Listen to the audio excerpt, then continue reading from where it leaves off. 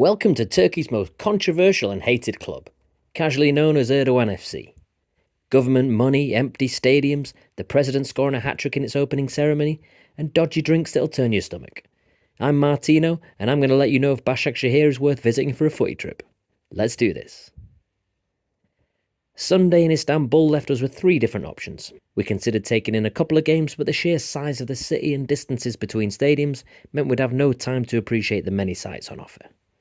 We rejected the relegation battle of Istanbulspor versus Alanyaspor due to painfully low attendances, with only 10% of their 7,500-seater stadium normally utilised. We also turned down the high-flying League One leaders Eyüpspor, as I'd visited the area before and we thought we'd try something different. We plumped for the final option of the intriguing club Istanbul Başakşehir, often referred to as Erdoğan FC, after the controversial Turkish president. The later kick-off allowed us to squeeze in some sightseeing before partaking in any football watching. After the previous night's exploits, I wasn't feeling 100%. But what better remedy than an ice cream and a boat trip? To our great pleasure, we were greeted with a beautiful, crisp, sunny morning which gave an added freshness to the journey across the water. On landing, we headed across a bridge heaving with fishermen catching their Sunday dinners from the Bosphorus, before arriving at the main tourist area of Istanbul, Sultanahmet. Within minutes you arrive at the stalls selling the usual things before stumbling across the mother of all markets, Kapalı Çarşı, better known to the rest of the world as the Grand Bazaar. It's a stunning mix of all things Turkish which has been supplying the locals with a place to shop since the mid-15th century. Gloriously presented, pristine and brightly coloured, where the shopkeepers pop out to offer you all sorts of Turkish delights. Literally. The kind of place you'd want to come back to with an empty suitcase and return home with a full bag of treats. Don't get me wrong, it can be quite overwhelming, but if you're in the mood for souvenir shopping, then this has everything you could ever need. As we moved on towards the real jewels of Istanbul, we passed the Basilica Sistine, which I had the pleasure of visiting on a previous trip. An underground display of beauty that has remarkably been there for over 1,500 years. Just under the 150 metres on, you will find the awe-inspiring Hagia Sofia, completed by the Eastern Roman Empire in a mind-blowing 537 AD. During its existence, the building has been an Orthodox church, a Catholic church, a mosque, a museum, and now once again it's an active mosque.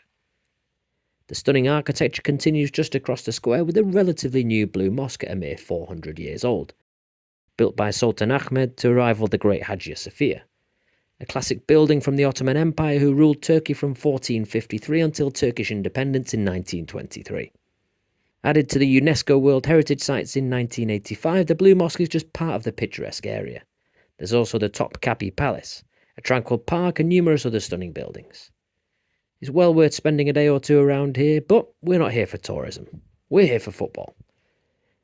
We didn't enter the buildings on this occasion, but preferred to sit around people watching and savouring the vibes of such a lively area.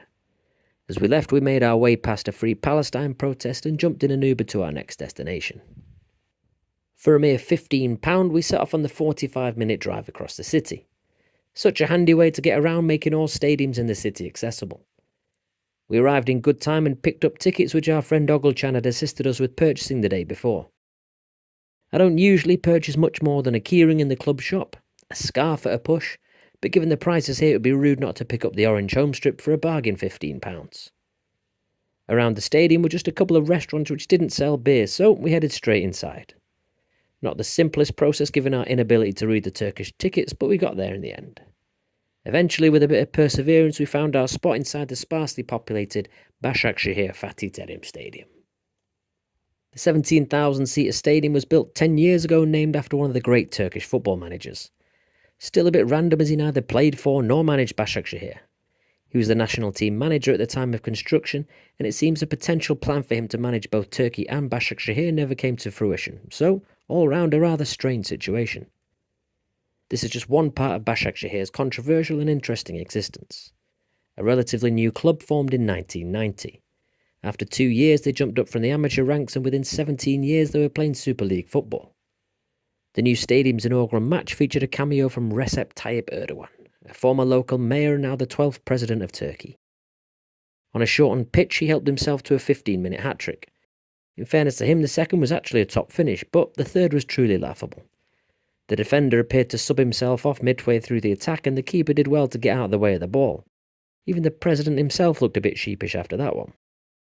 It was only right that after such a stellar performance, the number 12 shirt should be retired.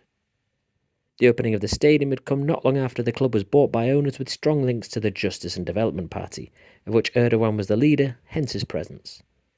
Many believed picking up such a small, unsupported team was a big affront to the Big Three and their fans who had united against Erdoğan and his regime in the Gezi Park riots the year before. Supported by the government, investment bought a plethora of former top-level players. Emmanuel Adebayor, Gael Clichy and Robinho, as well as Turkish stars at the opposite ends of their career in Emre Belözoğlu and Cengiz Ünder. After 5 consecutive top 4 finishes, their time finally came in 2020. Ironically, the lack of fans and any atmosphere due to COVID gave them a level playing field. This wasn't far off their usual playing environment, and the bigger teams missed their fans, which gave Başakşehir the chance to take the Turkish title, which they welcomed with open arms. Only the 6th team to do so in the league's 65-year history after the Big Three, Trabzonspor and Bursaspor. The club hit further fame across Europe later in 2020 when a comical Demba Ba goal helped them to beat Ole Gunnar Solskjaer's Manchester United in the Champions League. Fighting on 2 fronts was a struggle and they finished the season in 12th, but have since returned to their usual top 5 finishes. Going forward, Başakşehir promote themselves as a long-term sustainable club, without the fan pressure to sack players and managers on a whim based on short-term performance. They also intend to continue promoting the club to the youth in the community and establish a new style of support in Istanbul. Back to the day's action, and we had prime spot just behind the managers for not much more than a fiver. However, it was probably the worst seat in the house as the Grey Owls were bringing the noise to the arena in the tier above, but we couldn't see any of their antics. Başakşehir went into the game still in the relegation zone after a horrible start to the season. Recent form had seen a little uptick and they were hoping to build on that against mid-table Hatayspor. The 100-strong travelling support who had made the 1,000-kilometre-plus journey were looking to see their team solidify their mid-table position.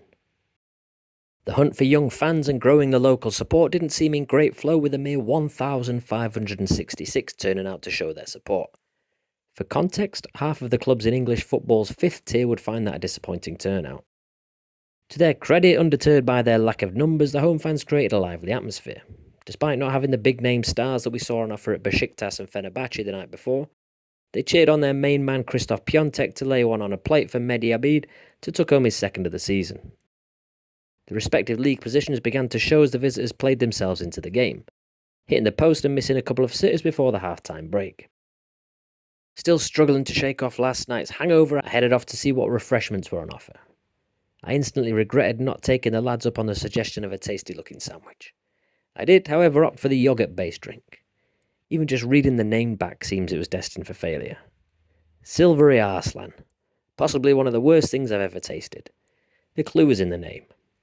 A complete contrast to the effect of the salad from the previous day's action. I ended up missing the first 10 minutes of the second half, cowering in a toilet cubicle, before I finally felt like I wasn't going to be sick. Turns out I didn't miss a great deal. Hatayspor had the better of the second half but struggled to make it pay. On 94 minutes they were offered a lifeline as a lengthy VAR review culminated in an annoyingly soft penalty for the away side and a second yellow for centre-back Jerome Poku. Up stepped Azerbaijani international Renat Dadasov to even up the scoreline.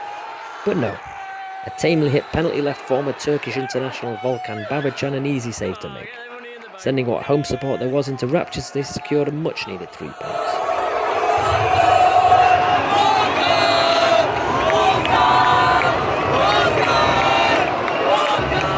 An exciting finish to the game, but we were glad to get out of there as the temperature had plummeted after the sun went down.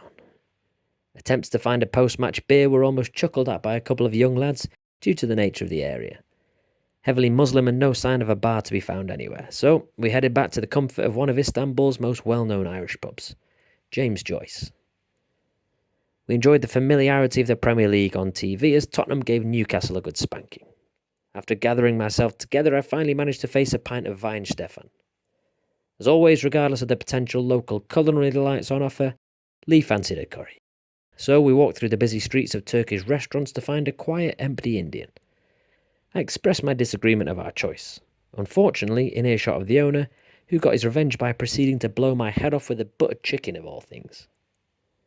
Back across the river in Kadıköy, we sampled another Weihenstephan surrounded by the friendliest and best looked after stray dogs you will ever find. One last beer turned into several as the rock bar we found ourselves in turned out to be a great spot for one final blast before finishing our Turkish experience. Our trip turned out to be perfectly timed as the final game of the weekend was to take the headlines for all the wrong reasons. Referee Halil Umut Meler was attacked after a 97th minute equaliser by Rizespor versus Ankaragücü. He was not only punched to the ground by Ankaragücü president Faruk Koca, but more club officials got stuck in and proceeded to kick him while he was down, leaving the referee hospitalised. Former politician Koca is still a member of Erdoğan's Justice and Development Party. The incident highlights the levels of distrust and chaos not only in Turkish football, but politics as well, and the continued negative influence of politicians that is blighting the Turkish game. As a result, football was suspended at all levels in Turkey and didn't return for 9 days. A truly lucky escape, as any groundhoppers travelling the week after us would have had a wasted journey. As with all my videos, I will rate Başakşehir as a footy trip out of 100 across 10 different categories. Team ability. Regular top 5 finishes in Europe's 10th best league. Currently 82nd in UEFA club coefficient either side of Sturm Graz and Union Berlin. 5 out of 10. Atmosphere. In fairness to them, given the small number of fans, they made a decent noise, but there's little more damaging to an atmosphere than an empty stadium, and even the Istanbul derbies failed to sell out. 4 out of 10. Stadium equality. Actually a really nice stadium, only 10 years old and part of a nice training complex. However, no real character, stories or history leave it hard to score highly. 4 out of 10. Beer and food at the stadium. Admittedly, I was hungover, but one of the worst drinks I've ever tasted. Not a sniff of a beer, and I stupidly missed out on the only decent thing available. 3 out of 10. Tourism. Although part of one of the most unique cities in the world, it's a fair trek out from the areas of interest, but still achievable. 6 out of 10. Accessibility. Istanbul is surprisingly cheap to get to and good value on arrival.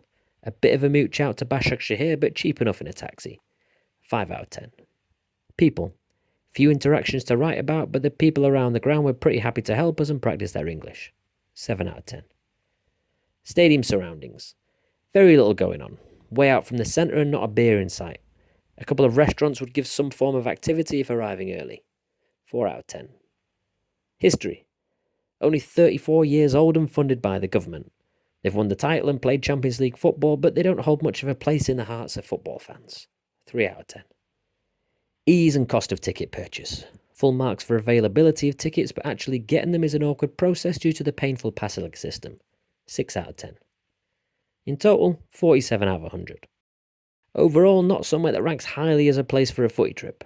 In such a competitive area, there are plenty of better options in the heart of the city.